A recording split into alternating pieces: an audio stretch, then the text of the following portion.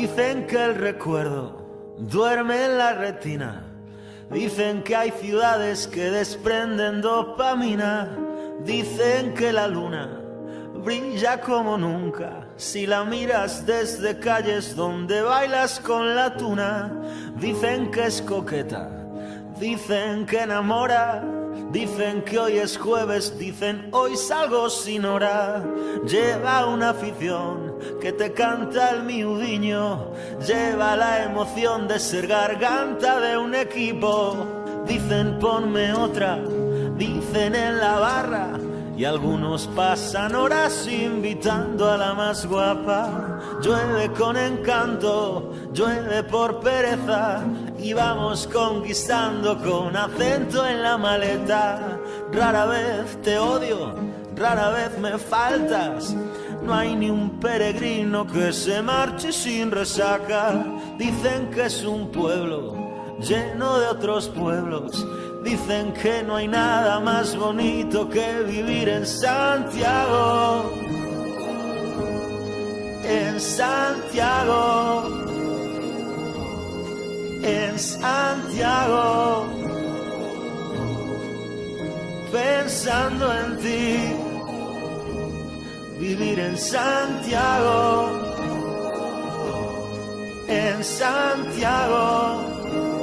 Pasarse media vida en Santiago, pensando en ti. Dicen que hay dos zonas, que una está más vieja y es más elegante incluso que la moraleja. Dicen que hay terrazas llenas de estudiantes, locos por las tapas y el amor de facultades. Algo pasionales, somos algo pasionales. Gracias al Pedroso que da sitio en los hostales. Música en directo, atletas de Alameda. Casi tocó el mar sin probar la carretera. Vi llorar de rabia, vi llorar de pena. Vi la unión de la plantilla contra la tragedia. Vi que hay miradores en todas las ventanas. Vi que hay más parejas tonteando por las plazas. Vi la humanidad de todo buen gallego. Vi la relación del vino con el forastero. Dicen que es verdad, que es de Compostela. Dicen que no hay nada más bonito que vivir en Santiago.